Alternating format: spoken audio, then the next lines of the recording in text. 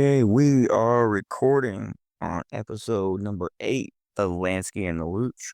I'm your host, Lansky. Thank you for tuning in, being here with me. And today we're going to do the last member of the morning, yet certainly not the least. We're going to talk a little bit about Dany here.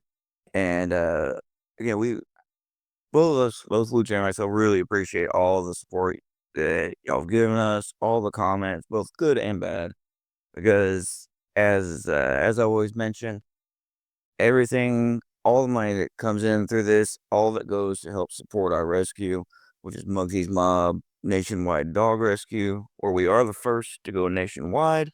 And we've even got a little shout out from a friend of the rescue, Miss Cheryl Burke, coming up at the end. You don't know who Cheryl Burke is? She's one of the dancers from Dancing with the Stars. Won the show, I don't know how many times, shitload. But she's got a little something to say about the rescue, which is very cool. We really do appreciate her support as well.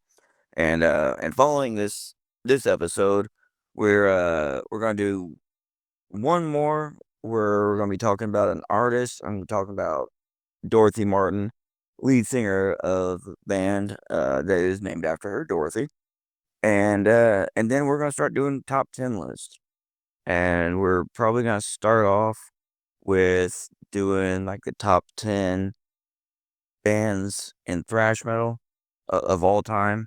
Uh, However, since this is an interactive channel and we like to hear from you, tell us what you want to hear for top tens. Put your list out there, or just give us some ideas, and we'll be more than happy to do that for you. But that's gonna be a little bit of the format change for a while, since people seem to like top 10 lists. So fuck it, we're gonna do it. In the meantime, let's talk a little bit about Dany, the oldest of the three sisters, and the one that, if I had to describe her, not just being like a natural born rock star, but she embodies that spirit very much the same way that Joan Jett does. Uh, to this day, Joan Jett's still playing, touring, kicking ass. She's a pioneer in her field. And I don't say that lightly because I think very highly of Joan Jett. She is definitely a trailblazer. She's one of her and Pat Bennett were two of the first women in rock or hard rock to really to do what they did. They didn't come out and play pop music. They played some kick ass rock music, and they lived and breathed it. And that's exactly what I see with Dany. And in so many of the interviews, and pretty much every time they're asked, you know, like, where do y'all see yourselves in the future? Dany is the first one every time without fail to jump in and say, we won't be doing this for the rest of our lives. This is what we do. It's our passion. And you can see that not just by the way she says it, but by the way she carries herself, the way she interacts with fans. She's very, and I mean, all three of the girls are very grateful for everything they have, and very just down to earth, which I know I've said that in all the episodes, but it's true, and I can't say it enough because it is something that it is definitely it's not very common, and it really ends in music industry. A lot of people, when you talk to them, you can tell they're doing a job. They may like it, they may enjoy it, but you don't get the realism. You don't get the real personality coming out. And with Dany and with all three girls, that you get it. Like what you see is what you get. And I think everybody can kind of appreciate that transparency because you see, no, I mean, she is a rock star for sure, but she's also a person. We tend to forget like these aren't just like machines up there. They're people too. And they have, a lot of the same problems we do, believe it or not. May not seem like it, but yeah, they do. And it's so nice to see that. And with Danny, you really do seem to get a lot of that too. I think it's probably because she is so extroverted, and she does love interacting. If anybody's on their Patreon page, A lot of the times, the person that's talking to you is Dany. She does a lot of the responding, and you can again you can just kind of sense that when you do have interaction with her of how much she not only loves what she's doing, but she appreciates it and is grateful to be able to do this. And if anybody is not a member of their Patreon page, go check it out.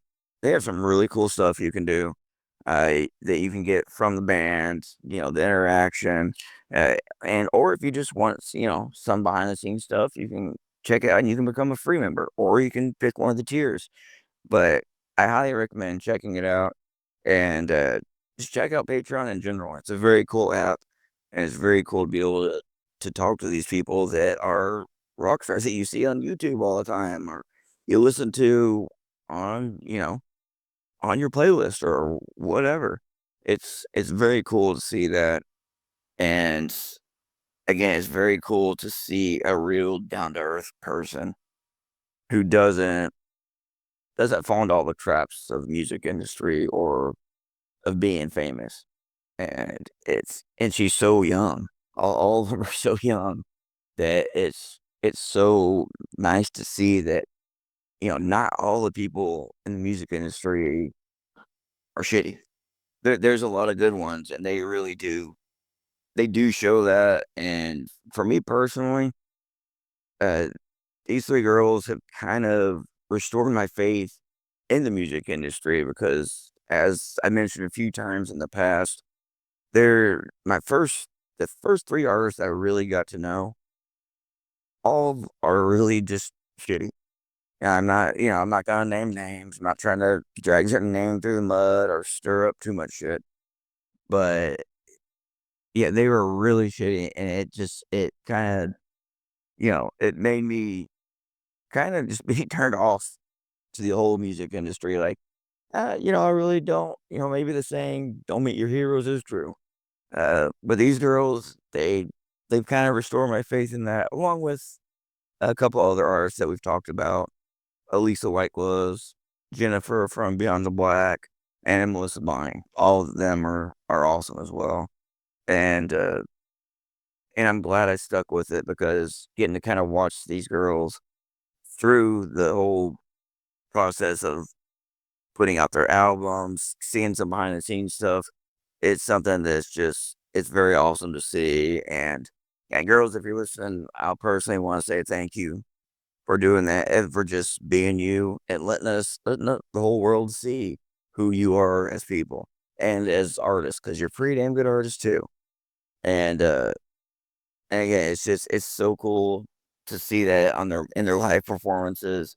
Dany is so animated. I mean, they all are, but Dany really, she is so animated and she gets so involved and interacts so well with the crowd. It's very cool to see, and then to see that, she may be a rock star, but she's also still a fan of music. The moment when Lizzie Hale came out and gave Dany one of her guitars, Dany was completely shocked, and you could just see it was almost like a kid opening a present on Christmas morning. I mean, it was just you could tell she truly, truly appreciated it, and she's very deserving of something that awesome too. Uh, Lizzie said she sees a lot of herself in Dany, and that things kind of came full circle when she gave her that guitar, which is very cool to see. That's again, and that it just shows that these are real people and they do appreciate it. And if you're not a fan or you're kind of new to the Warning, check them out. Like, listen to some more, watch some interviews. I'd highly recommend you watch some of their interviews because you do get to see exactly who these girls are, and it's very refreshing. Like I said, they've kind of restored my faith in artists and musicians. So I look forward to seeing where they go from here. And I also, again, appreciate all of you tuning in, everyone listening, all your participation, even the bad comments. If y'all want to trash me because you don't like what I'm saying, or hey, the comment about me sounding like I'm stoned is fucking hilarious because yes, I know I sound like I'm stoned, but I'm not. I've just been thumped in the head a few too many times. So we appreciate all of it. And again, just remember it's going to help save the lives of dogs and dogs that are high risk, very high risk for being euthanized, that don't really have much of a chance anywhere else. We're the rescue that takes them, as well as uh, seniors and just any dog that is most likely not going to be adopted or taken in before any of the other dogs at the shelter or wherever. So, thank you for doing that. And to hear a little bit, uh, just a little bit more about our rescue, I am going to go ahead and turn things over and end this episode with the one and only Miss Cheryl Burke. So, thank you again for tuning in, and we'll see you next time.